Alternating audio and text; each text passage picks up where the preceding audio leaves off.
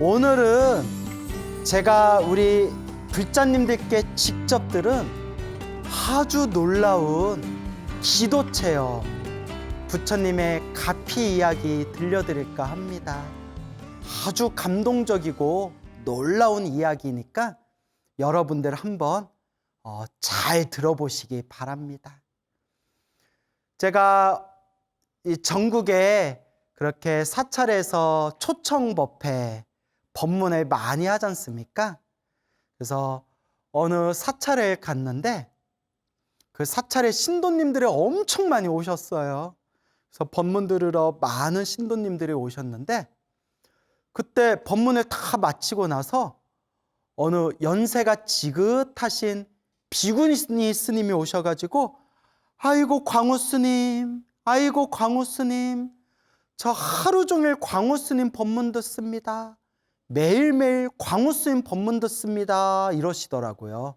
그래서 지금 연세가 80이 넘으신, 80이 넘으신 그런 비구니 스님이신데, 80이 넘으신 비구니 스님이신데, 그 비구니 스님께서 매일매일 항상 제 법문을 하루 종일 들으시고 신도들한테 항상 광우 스님 소나무 들어라, 광우 스님 법문 들어라, 광우 스님 소나무 들어라, 그렇게 신도님들, 보는 신도님들마다 광우 스님 소나무 들어라 라고 그렇게 권유해 주신대요. 그래서 원래 다른 사찰에 머무르고 계시는데 제가 초청법회를 온 이 사찰에 광우 스님이 온다 하니까 일부러 이렇게 찾아오셔서 그렇게 법문 들으시고 저랑 이렇게 거기 공양간에서 사시공양 같이 하고 그렇게 이제 비구니 스님께서 너무너무 제 손을 막 붙들면서 너무너무 그렇게 저를 칭찬해 주셔가지고 제가 몸둘 바를 모르겠더라고요. 그런데 이 비구니 스님께서 놀라운 말씀을 해주셨습니다. 당신이 지금 82살인데 초등학교 때 82살이신데 초등학교 뭐 다니시고 한 거 보면 그래도 대단하시죠? 초등학교 때 졸업을 코앞에 두고 딱 졸업장 받을 날 코앞에 두고 원인을 알 수 없는 병으로 그냥 쓰러지셨대요.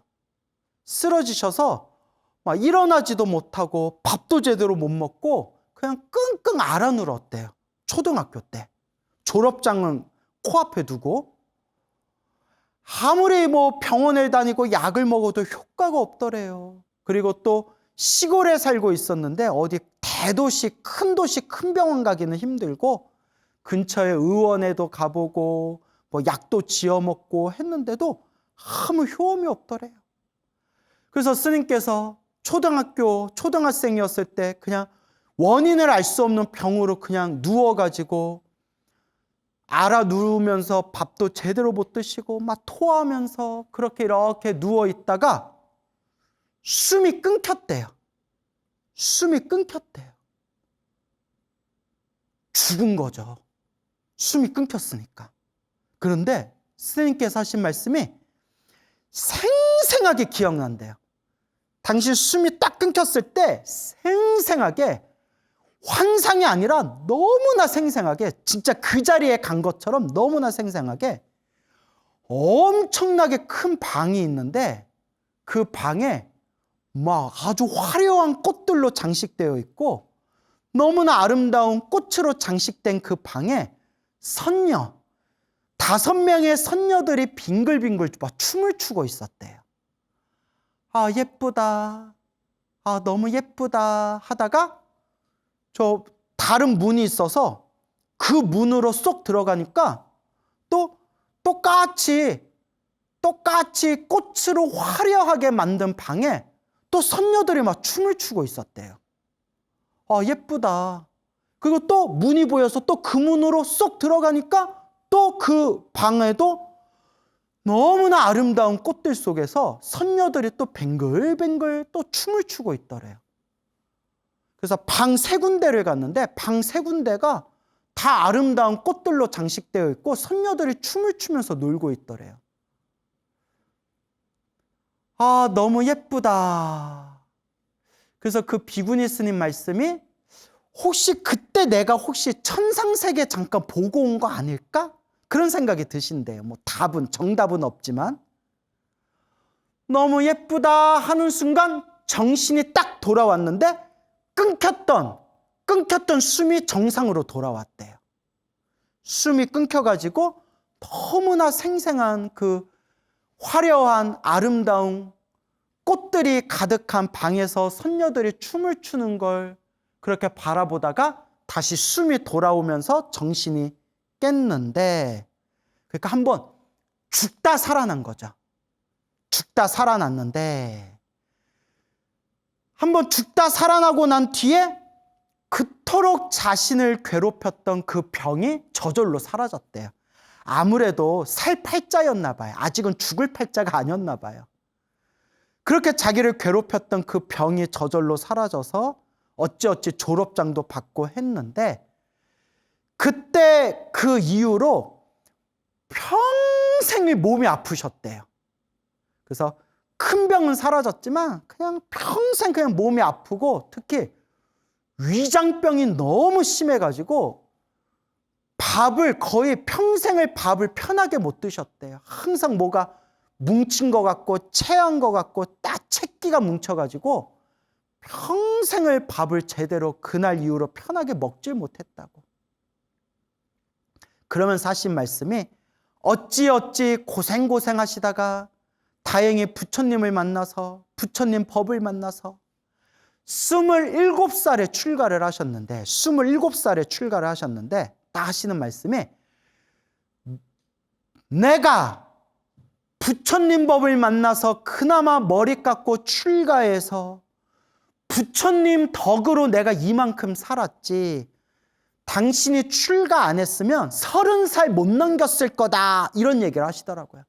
스님, 광우 스님, 내가 머리 깎고 출가해서 부처님 은혜 덕분에, 부처님 은혜로 내가 그래도 이렇게 아픈 몸일망정 이 몸을 끌고 다니면서 지금까지 그래도 살아온 거지. 내가 출가 안 했으면 나 벌써 죽었을 겁니다. 내가 30을 못 넘겼을 겁니다. 그 얘기를 아주 간곡하게 하시더라고요. 그렇게 27살에 이제 출가를 하셨는데 참선도 하시고 기도도 하시고, 그래서 그 비구니 스님 말씀이 그렇게 수행하고 기도한 부처님의 가피 덕분에 지금까지 이렇게 그래도 아픈 몸이지만 그래도 건강을 유지하면서 살아온 것 같다 하시는데, 몇 년 전부터 우리 불교TV 소나무에 광우 스님 법문 소나무 해가지고 소나무를 듣고 그냥 푹 빠지셔가지고 하루 종일 소나무를 들으셨대요. 그러면서 맞아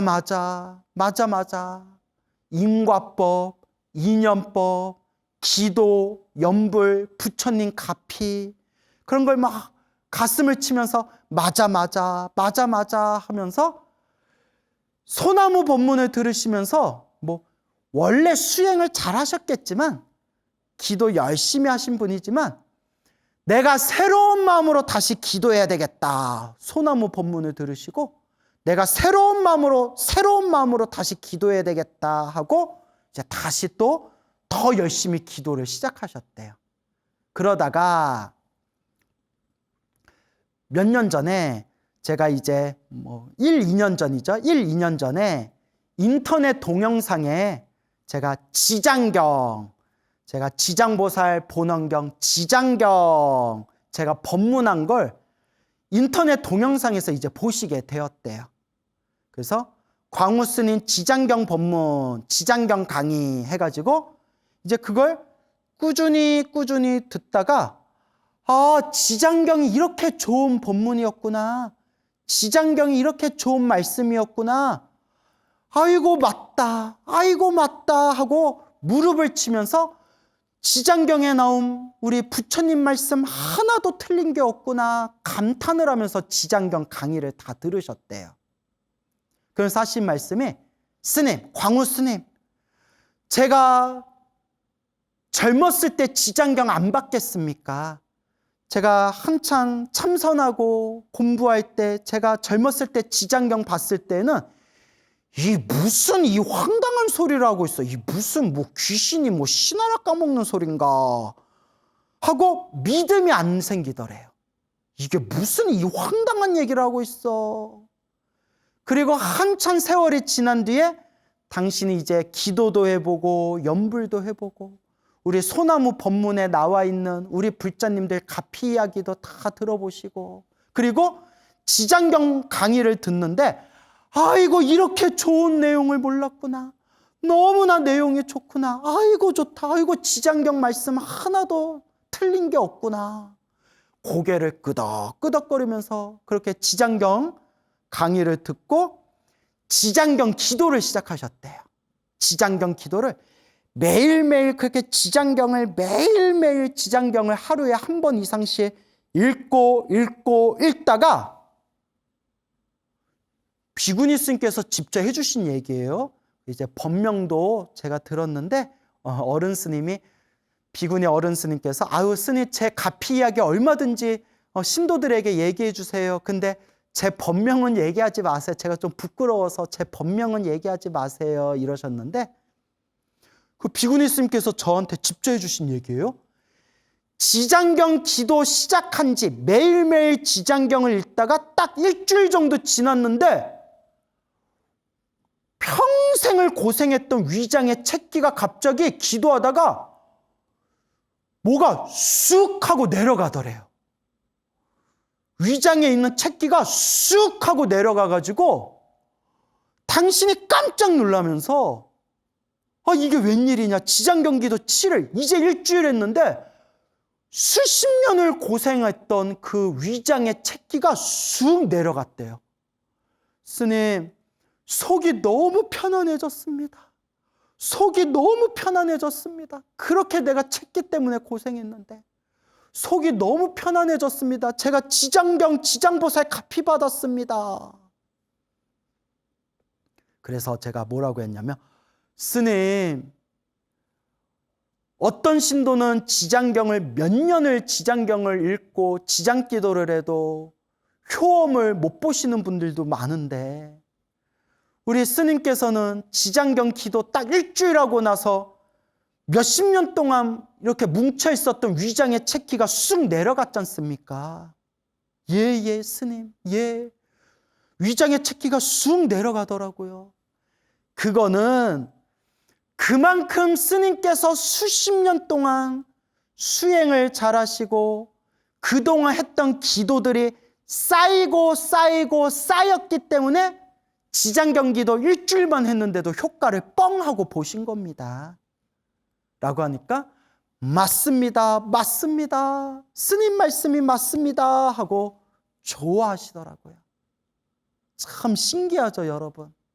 그래서 제가 불자님들께 늘 말씀드리는 게 신묘장구 나란히는 신묘장구 나란히대로 좋고 능엄주는 능엄주대로 좋고 금강경은 금강경대로 좋고 법화경은 법화경대로 좋고 지장경은 지장경대로 좋더라. 어떤 기도를 하든 그냥 하나라도 꾸준히 해봐라. 꾸준히 하다 보면 내가 기도한 공덕이 쌓이다가 어느 순간 내 업장이 쑥 소멸되면서 뻥! 그 기도의 가피가 뚫리는 그런 체험을 하게 될 것이다. 그러니 어떤 기도를 하든 꾸준히 하여라. 근데 그 노 비구니 스님께서는 평소에 기도를 많이 하시다가 이제 시절 인연, 이제 좋은 인연이 찾아와서 지장경에서 뽕 하고 이제 터진 거죠. 그러니까 꾸준히 기도하다 보면 내 인연이, 좋은 인연이 딱 맞닥뜨릴 때 알아서 저절로 뽕 하고 터지는 그 맛이 있어요. 그러니까 어떤 기도가 더 좋냐 집착하지 말고 가장 내가 편안한 기도, 가장 좋은 기도를 꾸준히 밀고 가라라고 말씀드리고 싶어요. 그래서 우리 비구니 스님께서 스님 앞으로도 좋은 법문 부탁드립니다. 내가 우리 신도님들 보면 꼭 광우 스님 법문 들어라, 불교 TV에 소나무 들어라 라고 제가 항상 신도들한테 권유합니다. 아이고 스님 감사합니다. 참 못난 광우를 이렇게까지 또 칭찬해 주셔서 감사합니다. 제가 앞으로 더 좋은 법문으로 보답하겠습니다. 이렇게 말씀드린 적이 있습니다. 참으로 좋은 인연이구나. 그 좋은 인연도 자기가 짓는 것이구나.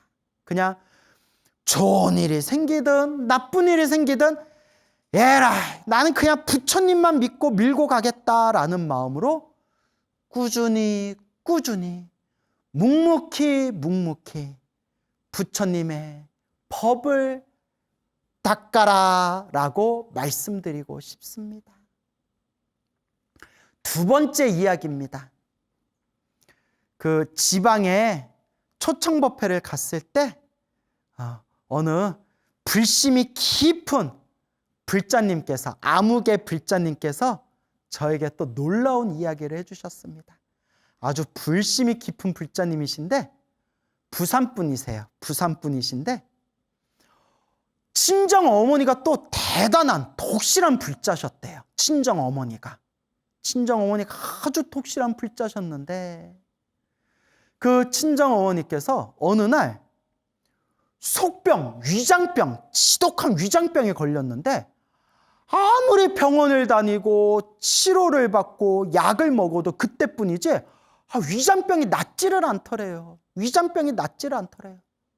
왜 병원에 가면 병원에서 아무 이상이 없더래요. 병원에서는 아무 이상 없다. 근데 요 보살님은 친정어머니께서는 보살님께서는 근데 나는 난 속이 너무 아프다. 밥도 못 먹고 너무 아파서 힘들다. 근데 또 정밀검사 받아보면 위장에 큰 이상 없다. 나는 아프다. 검사 결과는 이상 없다. 근데 나는 아프다. 검사 결과는 이상 없다. 뭐 이러다가 큰 병원에 입원을 했대요. 결국 입원을 했대요. 뭐 원인을 발견해야 되니까.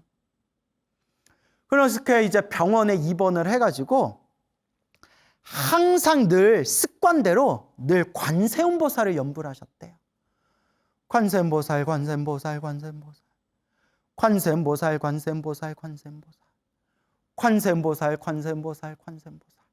항상 습관처럼 관세음보살 늘 관음정근을 하셨는데 병원에 다 입원하시면서 병원에 검사를 받아보면 아무 이상이 없다는데 왜 이렇게 내 위장은 아픈가? 왜 이렇게 내가 이 속병 때문에 이렇게 고생해야 되나? 내 전생의 업보인가 보다. 내가 지은 전생의 업보인가 보다. 업장소멸해야 되겠구나. 그리고 병원에 입원하셔가지고 관세음보살 마음속으로 간절하게 관세음보살을 하루 종일 연불하셨대요. 업장소멸의 마음으로 그냥 하루 종일 관세음보살을 연불하셨대요. 관세음보살. 그래서 여러분 명심하세요. 사람들이 저한테 연불에 대해서 물을 때 스님 꼭 소리를 내야 효과가 있습니까? 그건 제가 늘 말씀드리는 거지만 소리를 내도 되고 소리를 안 내도 된다. 그리고 우리가 일상생활에서 뭐 버스를 타거나 지하철을 타거나 주변에 사람들이 많을 때에는 소리 내서 연불할 수가 없잖냐. 그러니까 소리를 내든 안 내든 중요한 거는 염불할 때 염이 생각할 염이에요. 생각할 염. 그러니까 소리를 내든 소리를 내지 않든 핵심은 마음을 집중하는 게 핵심이다. 소리를 내도 입으로는 소리 내면서 딴 생각하는 경우도 있잖아요. 그러니까 꼭 소리를 낸다 안 낸다 생각하지 말고 소리를 내든 안 내든 마음을 집중하는 게 핵심이다. 그렇게 병원에서 하염없이 관세음보살 연불하는데 한 일주일 정도가 지났대요. 근데 정말 열심히 연불하셨대요. 일주일 정도가 지났는데 어느 날 이렇게 누워서 습관처럼 마음으로 염불 하고 있는데 꿈이 아니래요. 생생하게 눈앞에서, 물론 환상이겠죠. 너무나 생생하게 눈앞에서 위에서 이렇게 누워있는데 위에서 뭐가 꿈틀 하더니 그 장난감 꼬마 병정 있죠. 장난감 꼬마 병정. 그 병정 옷을 입은 그 장난감 있잖아요. 꼬마 병정, 장난감 꼬마 병정이 한없이 줄을 서가지고 위장에서 막 나오더래요. 꼬마 병정들이 계속 위장에서 계속 빠져나오더래요. 그러니까 실제로는 아니고 생생한 환상을 보신 거겠죠. 근데 꿈이 아니었대요. 두 눈으로 분명히 봤대요. 이제 당신 눈에만 보이는 거겠죠. 누워서 관세음보살 연불 하고 있는데 위장에 꿈틀 하더니 장난감 꼬마 병정들이 줄을 서서 위장에서 쭉쭉 위장에서 빠져나오더래요. 순간 보살님이 머리를 땡 하고 치는 게 이제 내 병이 낫겠구나 라는 게 머릿속에 딱 떠오르더래요. 이제 내 병이 낫겠구나. 나를 괴롭히던 업장들이 빠져나가는 신호구나. 이제 내 병이 낫겠구나 했는데 아니나 다를까 위장의 그 꼬마 병정들이 다 빠져나가고 난 뒤에 뱃속에 위장이 시원하면서 그날 이후로 속병이 싹 나았대. 그냥 바로 퇴원하셨대요. 그냥 병이 싹 나았대요. 부처님 감사합니다. 관세음보살님 감사합니다. 항상 이렇게 중생들을 어루만져 주시고 중생들의 병고와 괴로움에서 구제해 주시니 부처님 감사합니다. 관세음보살님 감사합니다. 이런 마음이 우러나오지 않을 수가 없는 거예요. 그 이야기를 저한테 직접 전해주셨는데 친정 어머니가 직접 체험하신 거라고 저한테 전해주셨는데 그분이 저한테 뻥치시겠어요? 불심이 깊은 분인데. 그리고 친정 어머니가 평소에 이런 말씀을 많이 하셨대요. 야, 기도는 자기가 해야 된다. 기도는 직접 자기가 해야 된다. 간절히 해야 된다. 부처님께 간절히 해야 된다. 내가 기도한 공덕은 절대 어디로 안 사라진다. 내가 부처님 믿고 기도한 거는 반드시 나에게로 돌아온다. 기도해야 된다. 기도해야 된다. 간곡하게 그렇게 친정 어머니께서 말씀하셨대요. 이게 우리의 소나무에서 제가 항상 하는 얘기잖아요. 힘들고 괴로울 때일수록 간절히 기도해라. 간절히 기도했는데도 힘들고 괴로운 일이 생긴다면 내가 크게 받을 걸 작게 받고 있고 오래 받아야 할 업보를 짧게 받고 있는 업장 소멸의 과정이구나. 좋은 일이 생기든 나쁜 일이 생기든 부처님만 믿고 기도하겠습니다. 이렇게 닦아나가라 라고 말씀드리는 겁니다. 자, 끝으로 세 번째 이야기입니다. 이 세 번째 이야기가 너무나 가슴이 뭉클하고 너무나 놀랍고 신비한 이야기예요. 한번 잘 들어보세요. 부산에 살고 계시는 어느 불심이 깊으신 보살님의 이야기예요. 어느 불자님의 이야기인데 지금은 이제 60대라고 하시더라고요. 근데 약 20여 년 전쯤에 당신 이제 부부가 40대였을 때, 40대면 한창 건강할 때잖아요. 40대였을 때 남편이 대장암 3기 판정을 받았대. 대장암 3기. 어이구구구. 그래서 병원에 열심히 다니면서 치료를 받는다고 받았는데 쉽게 치료가 되질 않더래요. 좀 괜찮아질만 하면 또 전이가 되고, 괜찮아졌다 싶으면 또 재발이 되고, 어찌나 끈질기게 안 떨어지는지. 그래서 병원에서 치료받는 몇 년 동안 항암 요법만 24번을 받았대. 항암 요법만 24번을 받았는데 얼마나 힘드셨겠어요. 몇 년이 지나서 부인되는 이 불자님이 너무 지쳐가지고, 너무 속상하고, 너무 답답해서 어느 큰 법당에 가가지고 부처님을 바라보면서 서럽게 대성통곡을 했대요. 부처님, 내가 그래도 그렇게 절에 열심히 다니고, 나름대로 기도도 열심히 하고, 나름대로 부처님 믿고 의지하면서 불자로 살아왔는데 어떻게 이렇게 저희한테 이런 시련을 주십니까? 왜 안 도와주십니까? 너무 괴롭습니다 하고 정말 막 1시간 넘게 법당에서 서럽게 대성통곡을 했대요. 막 엉엉 울었대요. 얼마나 속상하셨겠어요. 얼마나 속상하셨겠어요. 보다 못해서 나이가 지긋하신 노보살님이 오셔서 등을 어루만져 주시면서 울지 말아라. 부처님이 다 도와주실 거다. 이제 그만 울어라. 그만 울어라.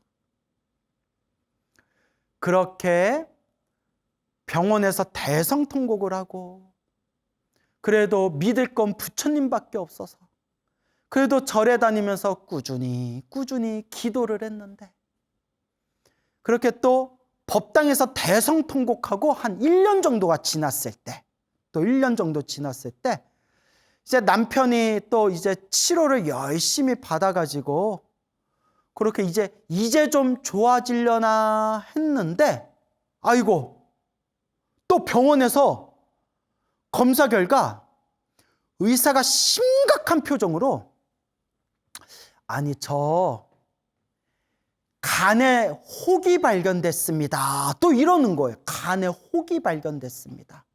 에? 간에 혹이 발견했는데 이제 요게 물혹이면 다행이고 악성 종양이면 이거 좀 심각한 상황입니다. 물혹이면 다행이고 악성 종양이면 좀 심각한 상황입니다. 그래서 며칠 후에 이제 정밀 검사 결과가 나오니까 그때 다시 한번 우리가 이야기를 나눠봅시다. 며칠 후에 다시 병원에 오세요. 그때 검사 결과 나올 겁니다. 얼마나 마음이 또 답답하고 걱정되겠어요. 간에 물혹이면 다행인데 악성 종양이면 또 심각한 상황이라니까. 이걸 어쩌나. 기도밖에 없는 거예요. 그냥 죽으나 사나 기도하고 그렇게 기도했는데도 남편은 또 아프고 그래도 또 믿을 건 기도밖에 없고. 그렇게 며칠이 지나서 내일 이제 병원에 가서 마지막 정밀 검사 결과를, 최종 결과를 들어야 돼요. 최종 결과를 들어야 되는데, 내일 병원에 가는데 우리 좋은 컨디션으로 가야 되니까 일찍 자자 하고 잠자리에 일찍 들었대요. 남편이랑 이제 자기랑 이렇게 이제 잠에 들었는데 침대에 누워서 같이 이렇게 잤겠죠. 내일 병원에 가야 되니까 일찍 잡시다 하고 이렇게. 보살님이, 불자님이 생생한 꿈을 꿨대요. 너무 생생한 꿈을 꿨대요. 꿈을 꿨는데 꿈속에서 너무나 생생하게 세상에 막 천재지변이 일어나고 막 전쟁이 일어나가지고 세상이 발칵 뒤집혔대요. 그래서 세상이 발칵 뒤집혀서 막 짐을 싸가지고 불자님이 짐을 싸서 피난을 갔대요. 가족들하고 피난을 갔대요. 짐을 싸고 피난을 가다가 알 수 없는 어디 산에 있는 계곡에서 이렇게 쉬고 있었대요. 계곡에서 어디로 가나 어디로 가나. 그래서 유명한 노래 있잖아요. 어디로 갔나 막 이러잖아요. 어디로 가야 되나, 이거 피난길에 이거 어디로 가야 되나 하고 고민하고 있는데, 어디서 재래식 한복 있잖아요. 한복을 딱 입은 한 40, 50대 보이는 귀티가 나는 귀부인이, 한복 입은 40, 50대 귀부인이 싹 나타나더니 여기서 뭐 하고 있냐 하고 물어보더래요. 귀부인이, 귀티가 나 있는 부인이 여기서 뭐 하고 있냐. 우리 피난을 나왔는데 어디로 가야 할지 몰라서 고민하고 있습니다. 귀부인이 딱 저 산 위를 딱 가리키면서 저기로 가라. 저기로 가면 편안할 것이다. 저기로 가라. 예, 알겠습니다. 그 귀부인이 손가락으로 가르쳐준 산 위로 다시 피난을 갔대요. 딱 가서 산 위에 딱 올라갔더니 엄청나게 큰 바위산만큼 엄청나게 큰 황금 부처님이 딱 앉아 계시더래요. 황금 부처님, 불상이, 엄청나게 큰 불상이 딱 앉아 계시더래요. 큰 대불상이. 여기 산에 부처님이 계시네. 산에 큰 부처님이 계시네. 그런데 부처님 앞에 숫자를 헤아릴 수 없을 정도로 수많은 사람들이 길게 줄을 서 있더래요. 그래서 어떡하나, 줄이 너무 긴데 어떡하나 하면서 맨 끝줄에 이렇게 섰대. 맨 끝줄에 이렇게 서가지고 줄이 너무 길어서 끝이 안 보이더래요. 줄이 얼마나 긴지. 앞에는 큰 부처님이 딱 앉아 계시고 부처님 앞에 수많은 사람들이 끝이 안 보일 정도로 줄을 서고 있는데, 이러다가 내 순서는 언제 오나 딱 이렇게 이제 맨 끝에 이제 줄을 서고 서 있는데 갑자기 그 또 한복을 입은 귀부인이 딱 나타났대요. 아니, 뭐 하고 있냐 이러더래요. 귀부인이 뭐 하고 있냐. 예. 줄이 너무 길어가지고 지금 줄 서고 있어요. 줄이 너무 길어서 여기 끝에 서 있어요. 줄 기다리고 있어요. 그러니까 그 귀부인이 아니다. 너는 우선권이 있으니까 줄 설 필요 없다. 딱 이러더래요. 너는 우선권이 있어서, 너는 특별대우다. 너는 특별대우고 우선권이 있어서 줄 설 필요 없다.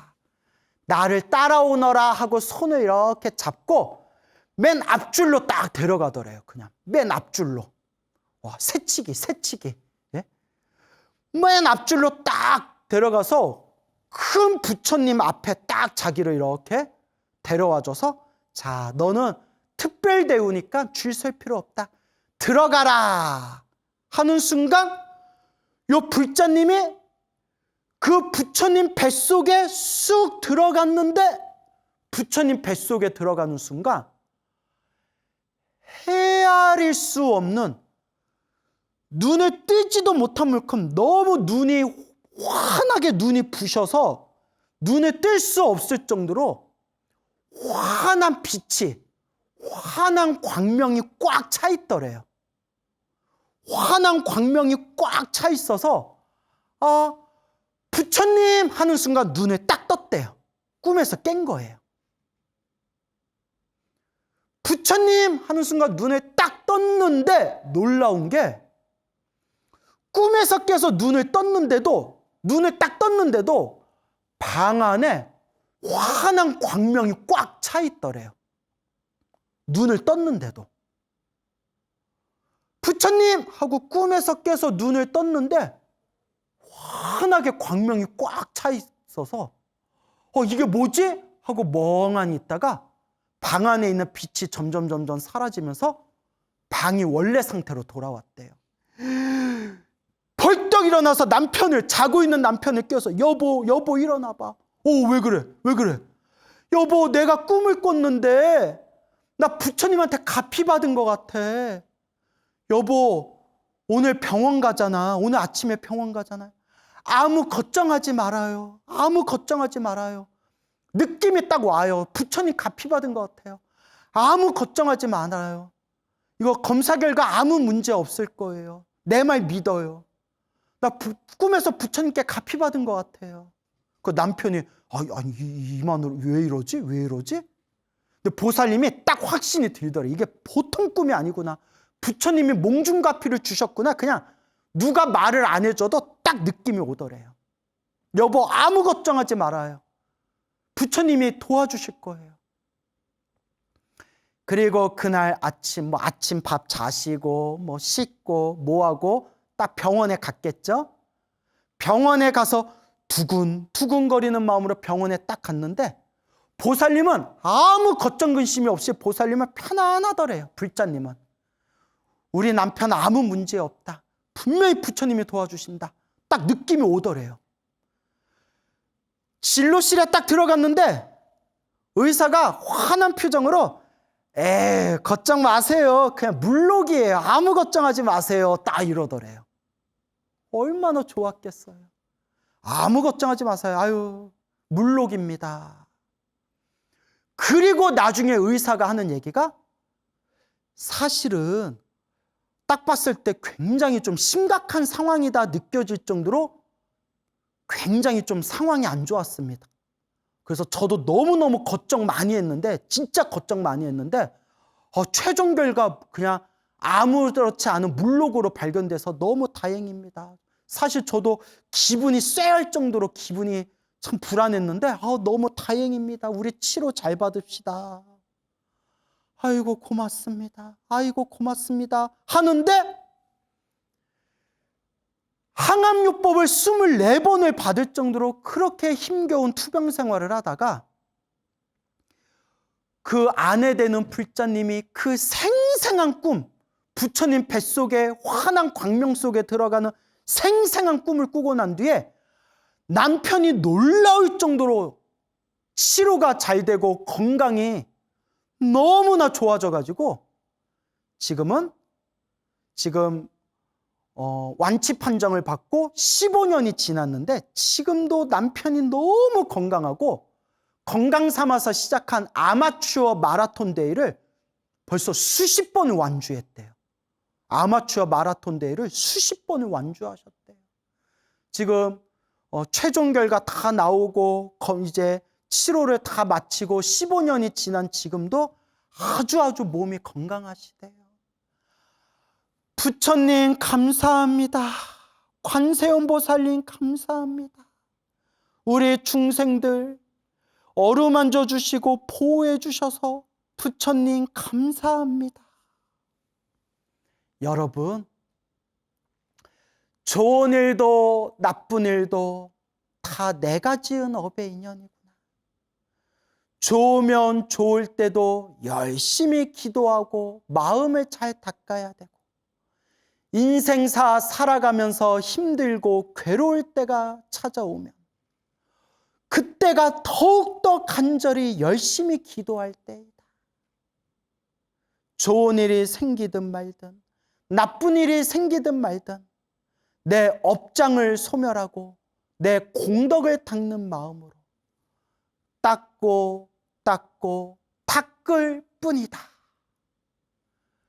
기도를 정말 열심히 했는데 정말 간절히 염불하고 기도했는데도 힘들고 괴로운 일이 생긴다면 내가 크게 받을 업보를 작게 받고 있는 업장 소멸의 과정이고 오래오래 받아야 할 무거운 업보를 짧게 받고 있는 업장 소멸의 과정이고 기도하면서 힘들고 괴로운 일이 생겨도 업장을 소멸하는 과정이다 생각하고 더 열심히 염불하고 더 열심히 기도하겠습니다 라는 이 마음을 항상 되새기시기 바랍니다. 2600여 년 전 서가모니 부처님께서 세상에 널리 법을 펼치고 계실 때 일입니다. 어느 날 부처님께서, 우리 서가모니 부처님께서 아난 스님과 함께, 부처님의 시자였던 아난 스님과 함께 바리떼를 들고 성 안에 들어가서 탁발을 하셨습니다. 그런데 그 성 안에는 아주 가난한 부부가 살고 있었는데 너무나 가난하고 의지할 곳이 없어가지고 저 성 너머 거칠고 허름한 곳에 머무르면서 7살 된 아들이 성 안에 들어가 구걸을 해가지고 이 7살 된 아들이 맛있는 음식, 그나마 먹을 수 있는 음식은 부모님께 공양 올리고, 이 나이 어린 7살짜리 이 아들은 먹기가 힘든 냄새나고 더러운 것을 스스로 먹으면서 그렇게 성 안에서 구걸을 하고 걸식을 해가지고 몸이 아프고 힘들고 의지할 곳 없는 부모님을 위해서 그렇게 구걸을 하면서 살아가는 7살 된 아이가 있었습니다. 아우, 눈물겹다, 그죠? 그때 서가모니 부처님과 함께 성 안에서 탁발을 하던 아난 스님이 그 7살짜리 어린아이가 성 안에서 구걸을 해가지고 먹을 수 있는 맛난 음식을 어머니께, 부모님께, 아버지 어머니께 먼저 공양을 올리는 그런 효성스러운 모습을 보면서 아난 스님이 참으로 이 마음에 감동을 받게 됩니다. 부처님과 아난 스님이 탁발을 마치고 본래 사원으로 돌아와서 부처님께서 여러 비구 스님들과 불자들 앞에서 부처님께서 법을 설하셨습니다. 부처님께서 법을 설하시는데 그때 아난 스님이 대중 가운데, 대중 스님들 사이에서 아난 스님이 앞으로 나와서 부처님께 합장 공경 예배를 올리고 부처님께 아뢰었습니다.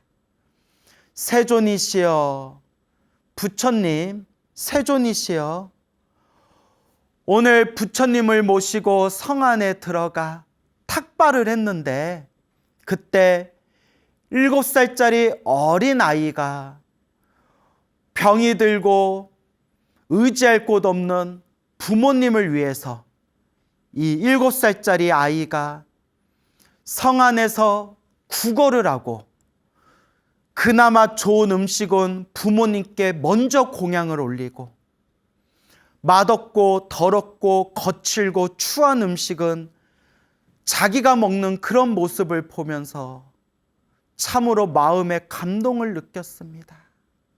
참으로 그 효성이 지극합니다. 세존이시여.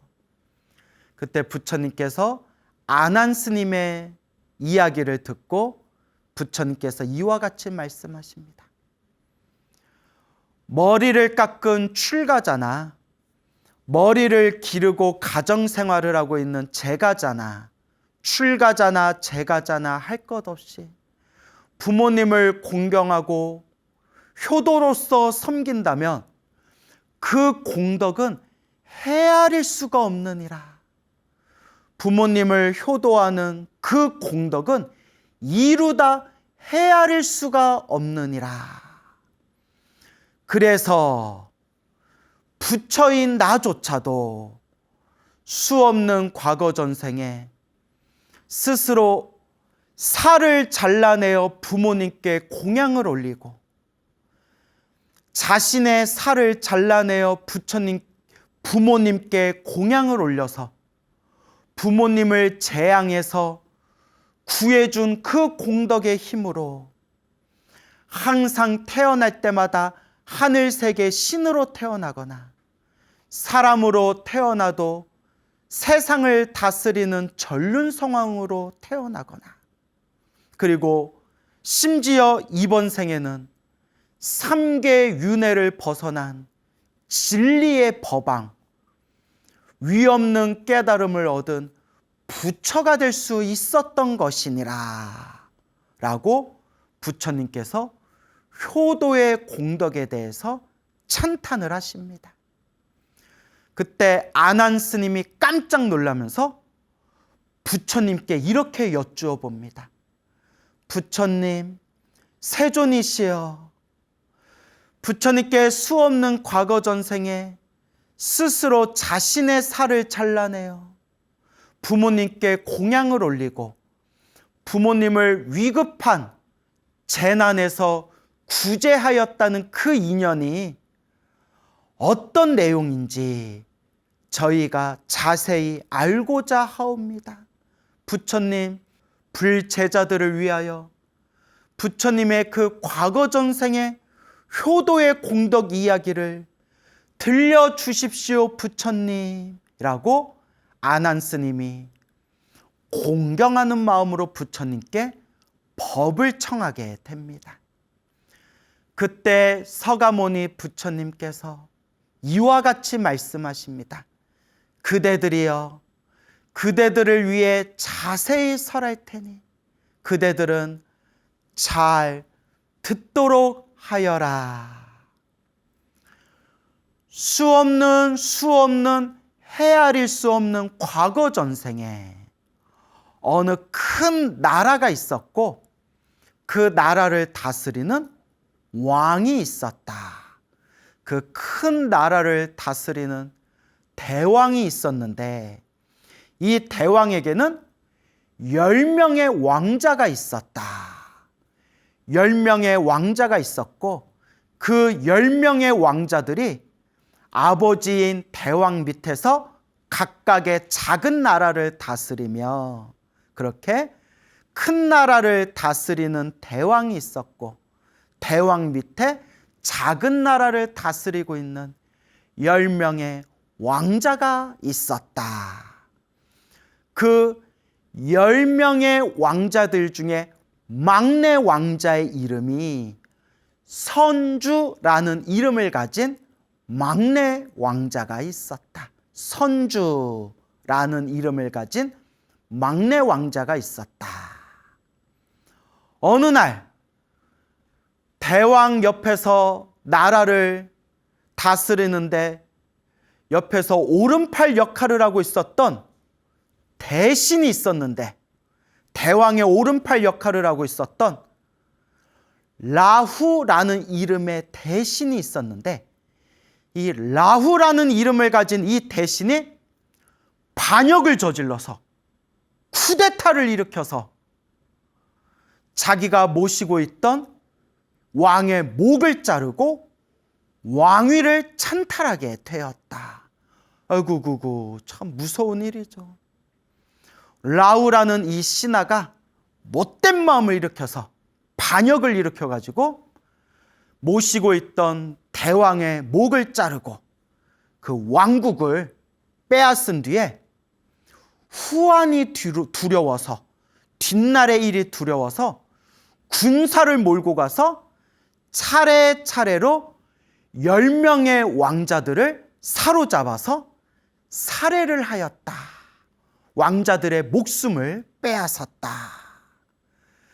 그때 10명의 왕자들 중에 막내 왕자였던 이 선주 왕자는 평화롭게 나라를 다스리면서 아버지이신 대왕이 살해를 당하고 차례차례로 형들이 나라를 빼앗기고 살해를 당하고 있다는 것을 모르고 한가롭게 숲을 다니면서 그렇게 소풍을 즐기고 있었다. 그때 소풍을 즐기고 있었던 막내 왕자, 선주 왕자 앞에 땅 밑에서 사람인 듯 사람 아닌 사람 같은 그런 귀신이 딱 합장을 하고 합장을 하고 땅 밑에서 귀신이 몸을 솟구치면서 막내 왕자, 선주 왕자에게 합장을 하며 이렇게 말을 했다고 합니다. 막내 왕자시여, 막내 왕자시여, 막내 왕자, 선주 왕자시여, 지금 이러고 있을 때가 아닙니다. 큰일 났습니다. 큰일 났습니다. 그러면서 하는 이야기가, 대왕의 오른팔이었던 라우 대신이, 라우라는 신하가 대왕의 목숨을 빼앗고 나라를 빼앗았으며 뒷날의 후환이 두려워서 지금 10분의 왕자님을 찾아다니며 군사를 일으켜서 10분의 왕자님들이 다스리고 있는 그 나라들을 다 빼앗고 왕자님들의 목숨을 지금 빼앗고 있습니다. 이제 머지않아 저 라우가 수많은 군사들을 데리고 막내 왕자님 나라에도 쳐들어오게 될 겁니다. 어서 몸을 피하십시오 하고 귀신이 눈물을 뚝뚝 흘리면서 이 선주 왕자, 막내 왕자에게 경고를 합니다. 깜짝 놀라서 두려움에 빠진 이 막내 왕자, 선주 왕자가 허둥지둥 궁전으로 돌아와서 막 이렇게 불이 나게 도망을 갈 준비를 하는 겁니다. 그때 부인이, 이 선주 왕자의 부인이, 여보 왜 그러세요? 무슨 일 때문에 이렇게 두려움에 빠져서 왜 이렇게 허둥지둥 되는 거예요? 하고 부인이 이유를 물으니까 이 선주 왕자가 숲에서 귀신을 만나서 귀신이 해준 이야기를 들려주며, 지금 저 라우라는 인간이 우리 아버지, 우리 대왕의 목숨을 빼앗고 우리 형님들의 목숨을 빼앗고 나라를 빼앗은 채 지금 머지않아 우리나라에도 쳐들어오려고 머지않아 곧 저들이 들이닥칠 거라고 귀신이 말해 주었소. 그러니 어서 도망가야 하오. 여보 같이 가요. 같이 도망가요.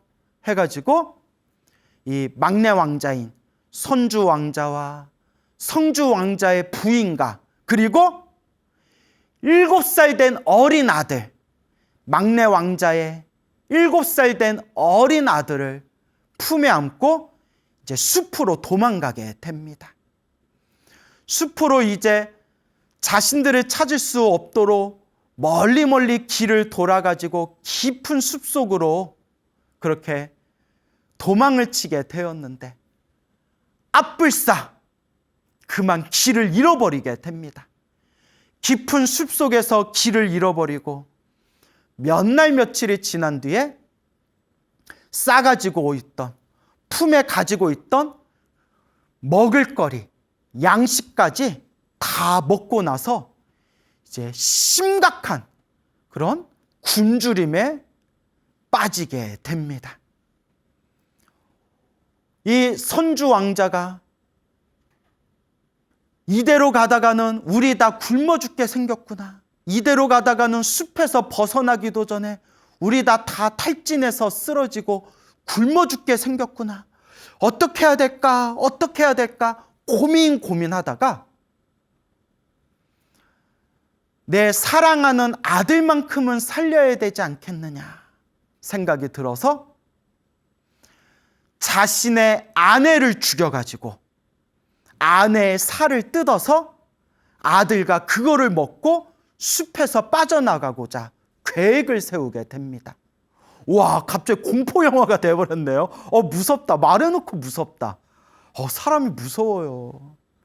죽으면 죽었지 어떻게 그런 짓을 해. 근데 이게 이제 옛날 얘기니까, 옛날 옛적. 그래서 부인에게 아들을 얻게 한 뒤에, 7살 된 아들을 얻게 한 뒤에 이제 앞으로 먼저 걷게 하고 이 선주 왕자가 뒤를 가만히 뒤에서 따라가면서 칼을 빼가지고 아내를 죽이려고 합니다. 아내를 죽여서 이제 그 살을 잘려가지고 이제 아들에게 먹이기 위해서. 무섭다. 말해놓고 무섭다. 여러분, 이건 그냥 옛날 얘기니까 우린 절대 이런 거 따라하면 안 됩니다. 그래서 칼로 그 사랑하는 부인의 칼로 막 죽이려고 할 때 7살 된 아들이 딱 눈치채고 엄마 위에 딱 눕혀있던 7살 된 아들이 딱 눈치채고 아버지를 딱 바라보면서, 칼을 들고 있는 아버지를 바라보면서, 선주 왕자를 바라보면서 이 7살 된 아들이 아버지 안 돼요 라고 이제 외칩니다. 아버지 안 돼요. 이러시면 안 돼요. 그러니까 아버지도 칼을 떨구고 선주 왕자도 눈물을 뚝뚝 흘리면서 아들아, 우리가 살기 위해서는 어쩔 수 없다. 그때 7살 된 아들이 아버지와 어머니한테 이렇게 얘기합니다. 차라리 제 몸을 잘라서 제 살덩어리를 드십시오. 우와. 7살 된 아들이, 아버지, 어머니, 이 숲을 빠져나가려면 아직도 한참을 더 가야 될 것 같습니다. 지금 먹을 것은 없고 우리 모두 다 굶주렸습니다. 이러단 다 죽게 생길 겁니다.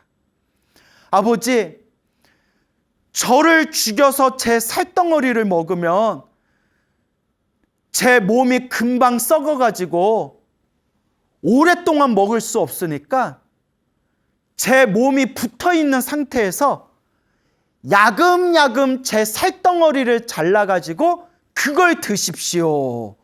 와, 맙소사.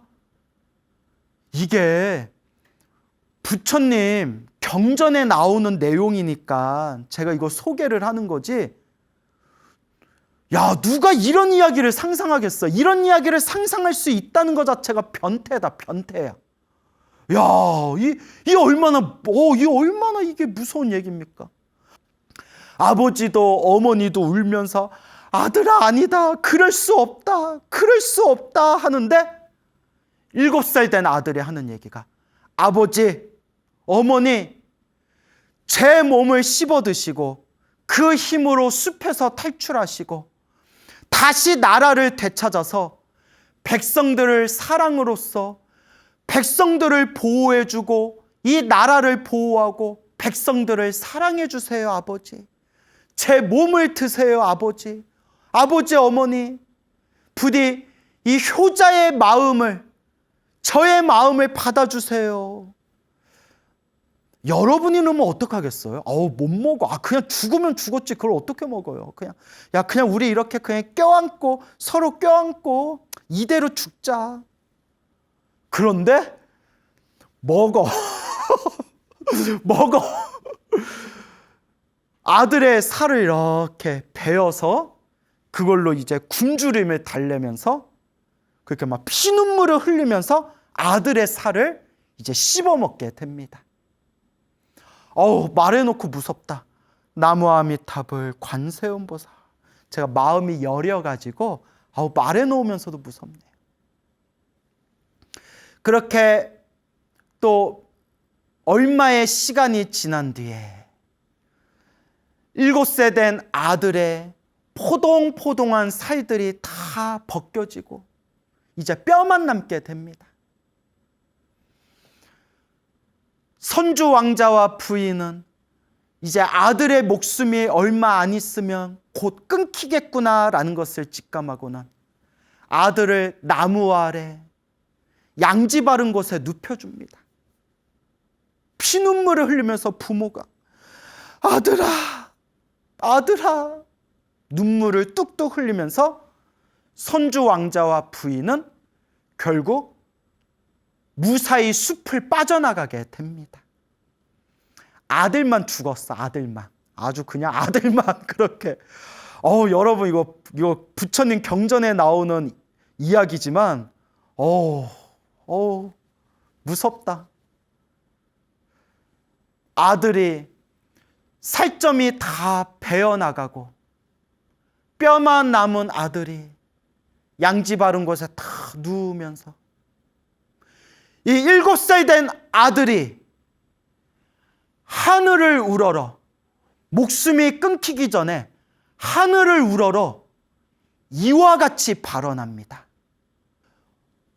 제 몸을 잘라내어 부모님께 공양 올린 이 공덕으로 미래 세상에 위 없는 완전한 깨달음을 얻어 모든 중생을 다 구제하겠습니다. 모든 중생을, 괴로움에 빠진 모든 중생을 다 제도하겠습니다. 라는 보리심을 일으킨 순간 온 우주의 하늘 세계가 진동을 합니다. 하늘 세계가 꽝꽝꽝꽝 하고 막 진동을 하면서 하늘 세계에 있는 모든 신도들이 다 까무러칠 정도로 깜짝 놀랍니다. 하늘의 신들이 놀래가지고 이게 무슨 일인가? 이게 무슨 일인가? 지금까지 수없는 세월을 살아오면서 한 번도 하늘이 진동을 한 적이 없었는데 무슨 일로 이 하늘이 진동을 한단 말인가? 온 우주의 하늘이 다 진동을 했다고 합니다.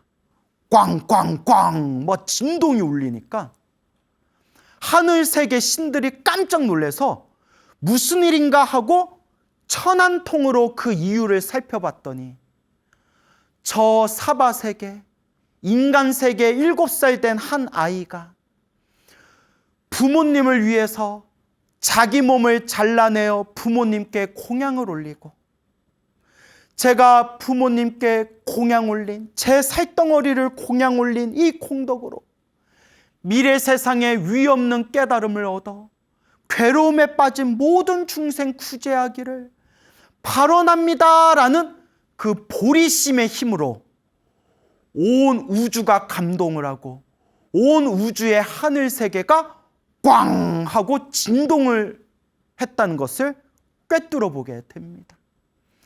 하늘 세계 신들이 그 7살 아이의 그 마음을 꿰뚫어 보고 하늘 세계 신들이 막 울고 하늘도 울고 땅도 울고 지나가는 깨구락지도 막 울고 뭐 온 우주가 다 눈물을 흘리는 겁니다. 막 감동을 받아가지고 어떻게 세상에 이런 일이 있을 수 있단 말인가? 어떻게 저 어린 아이에게서 저런 마음이 나올 수 있단 말인가? 온 우주가 다 함께 온 세계의 신들이 하늘 세계 신들이 다들 감동의 눈물을 흘립니다. 그때 하늘 세계 신 중에 제석천이라는 신이 하늘 세계에서 인간 세계로 내려와 그 7살 된 아이의 마음을 시험하기 위해서 호랑이로 변신을 합니다. 어흥 하고 호랑이로 변신을 한 뒤에 숲속에 나타나서 누워있는 7살 어린아이, 이제 숨이 끊기려는 7살 된 어린아이의 그 아이의 몸을 잡아먹으려고 막 잡아먹으려는 신용을 막 합니다. 호랑이로 변한 제석천이 아이의 마음을 시험하려고 막 잡아먹으려는 신용을 하니까 그 호랑이의 모습을 보면서 이 어린아이가 아, 저 호랑이가, 저 사나운 짐승이 내 몸에 남아있는 이 뼈와 살점을 먹고 싶어서 저렇게 나를 잡아먹으려 하는구나. 그래, 어차피 나는 얼마 지나지 않으면 어차피 목숨이 끊길 건데 차라리 얼마 남지 않은 내 몸뚱아리를 저 호랑이에게 보시하자. 호랑아, 나 먹어라. 내 기쁜 마음으로 내 몸을 보시하마 하고 어린아이가 딱 마음을 일으키는 순간 제석천이 깜짝 놀라면서 이 아이의 마음이 진짜구나. 그리고 다시 호랑이가 뿅 하고 변해서 제석천, 하늘신의 모습으로 딱 돌아옵니다. 그리고 누워있는 아이에게 질문을 던집니다. 아이야, 아이야, 네가 네 살을 잘라내어 부모님께 공양 올린 게 무엇을 위해서 그와 같은 공덕을 지은 거냐? 하늘세계 신으로 태어나고 싶어서 그런 복을 지은 거냐? 인간 세계에 태어나서 부귀영화를 누리고 싶어서 그런 복을 지은 거냐? 어떤 목적이 있길래 그와 같은 공덕을 지은 것이냐? 아이가 제석천에게 대답합니다. 아닙니다, 아닙니다. 제 몸을 잘라내어 부모님께 공양 올린 것은 오직 부모님을 향한 효도의 마음이었고, 또한 이 공덕으로 위없는 깨달음을 얻어 모든 중생을 제도하기 위함입니다. 제석천이 다시 묻습니다. 믿을 수 없다, 믿을 수 없다. 너의 말을 믿을 수 없다. 어떻게 자신의 살을 베어내고 잘라내는 그 고통 속에서 어떻게 그런 마음을 낼 수가 있단 말이냐? 너의 말을 믿을 수가 없구나. 제석천 같은 하늘세계 신들조차도 믿을 수가 없는 거예요. 믿을 수가 없는 거예요. 이 얘기를 듣는 여러분들은 이게 믿음이 갑니까? 이게? 나도 이게 부처님 경전에 나오는 내용이니까 믿는 거지, 소설책에서 봤으면 야, 아무리 소설이지만 좀 그럴듯하게 써야지, 어디서 약을 팔아 하고 아마 덮어버렸을 거예요. 부처님 경전이니까 믿는 거지. 그때 아이가 이와 같이 대답합니다. 제 마음에는 조금도 후회가 없습니다. 제 살을 잘라내어 부모님께 공양 올린 이 일을 제 마음속에는 조금도 후회가 없습니다. 그리고 아이가 이와 같이 외칩니다. 만약에 내 마음속에 조금도 후회가 없고 내 몸을 잘라내어 부모님께 공양 올린 이 일이 내 마음속에 조금도 후회가 없고 부모님께 내 살을 잘라내어 공양을 올린 이 공덕으로 내가 미래 세상에 위없는 깨달음을 얻을 수 있다면, 그것이 사실이라면 내 몸은 원래대로 돌아올 것입니다 하는 순간 뿅 하고 7살 된 어린 아들의 모습이 원래의 포동포동한 하얗고 부드러운 살결을 가진 원래의 몸으로 뿅 하고 돌아오게 되었다. 나무 아미타불 관세음보살, 치장보살, 마살, 감사합니다 부처님, 감사합니다 부처님. 이게 보리심의 힘이라는 거예요. 이걸 옛 선지식들께서는 늘 말씀하시기를, 이것이 보리심의 힘이다. 이것이 보리심의 원력이요 보리심의 힘이다 라고 말씀하셨습니다. 이와 같이 그 숲을 무사히 빠져나갔던 선주 왕자와 그 선주 왕자의 부인은 다른 나라의 좋은 왕들의 도움을 받아서 결국 자신의 아버지와 형제들의 목숨을 앗아가고 나라를 빼앗았던 라우를 물리치고 복수를 하고 그 나라를 되찾게 됩니다.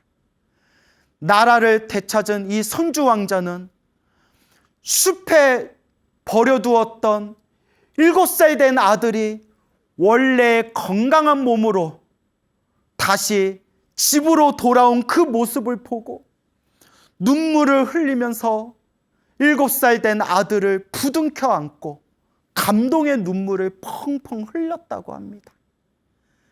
그리고 오래오래도록 백성을 사랑하고 나라를 평화롭고 아름답게 나라를 다스려서 그 아름다운 이름이 오래도록 세상에 전해졌다고 합니다.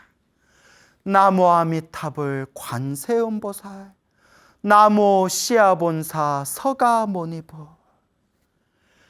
서가모니 부처님께서 수없는 과거 전생에 7살 된 아들이 자신의 살을 잘라내어 부모님께 공양 올렸던 이 전생의 이야기를 들려주시면서 서가모니 부처님께서 이와 같이 말씀하십니다. 아나니여, 그대들이여 자세히 듣도록 하여라. 그 과거 전생에 자신의 몸을 잘라내어 부모님께 공양 올렸던 7살 된 그 아들이 바로 지금 서가모니 부처님의 과거 전생의 모습이었고, 눈물을 흘리면서 7살 된 아들의 그 살을 눈물을 흘리면서 먹었던 그 아버지 선주 왕자는 바로 이번 생 서가모니 부처님의 친부인 정반왕이었고, 그때 선주 왕자의 부인이었던 7살 된 아들의 어머니였던 그 여인이 이번 생 서가모니 부처님의 친모였던 마야 부인의 전생의 모습이니라. 이와 같이 나 서가모니 부처는, 나는, 열애는 수없는 과거 전생에 자신의 살을 잘라내어 부모님께 공양 올렸던 그 공덕으로 태어나고 태어날 때마다 하늘세계 신으로 태어나거나 사람으로 태어나면 모든 인간들 중에 으뜸인 전륜성왕으로 태어났고, 수없는 세월이 지난 뒤에는 결국 3계 윤회를 벗어난 진리의 법왕, 위대한 진리의 법왕 서가모니 부처님이 될 수 있었던 것이니라. 이와 같이 부모님께 효도하는 공덕은 헤아릴 수가 없는 것이다 라고 부처님께서 법을 설하시니, 그 자리에 있는 모든 비구 스님들과 불제자들이 다 함께 기뻐하고 다 함께 찬탄하고 다 함께 마음으로 보리심을 일으켰다 라고 경전에 전해지고 있습니다. 감사합니다 부처님. 나무 시아본사 서가모니불 부처님 감사합니다. 여러분, 자기 살을 잘라내어 부모님께 공양 올린 우리 위대하신 부처님의 전생 이야기를 들으면서 무슨 말을 더 할 수 있겠습니까? 무슨 말을 더 할 수 있겠습니까? 감히 우리 같은 중생들은 따라갈 수도 흉내낼 수조차도 없는 너무나 거룩한 행위입니다. 그렇다고 여러분, 오늘 이 이야기 듣고 또 감동받아가지고 아이고 오늘은 우리 부모님께 내 엉덩이살 공양 올려야겠다. 절대 그러시면 안 돼요, 여러분. 절대 안 돼요. 예. 자, 그래서 우리는 부처님의 과거 전생 보살행을 닦았을 때처럼 내 몸을 잘라내어 부모님께 공양 올릴 수는 없지만 형편껏 그냥 내가 할 수 있는 만큼, 절대 무리하지 마시고 형편껏 내가 몸과 마음으로 내가 할 수 있는 만큼만이라도 우리 부모님을 위해서 효도합시다.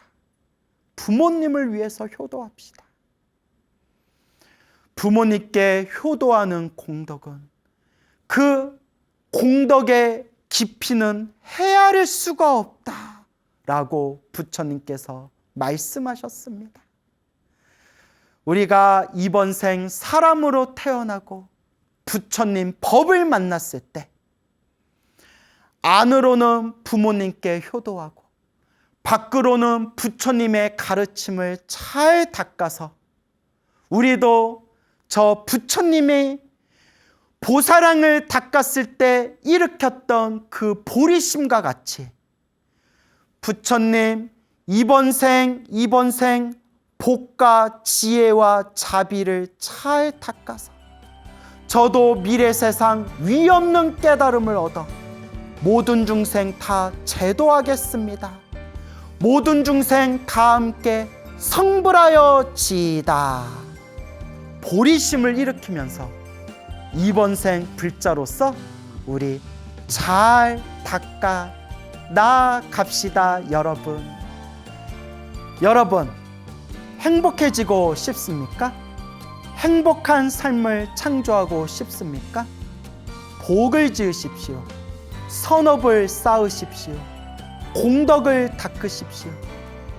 복과 선업과 공덕의 힘이 여러분들을 진정한 행복의 길로 이끌어 줄 것입니다. 여러분 성불하세요.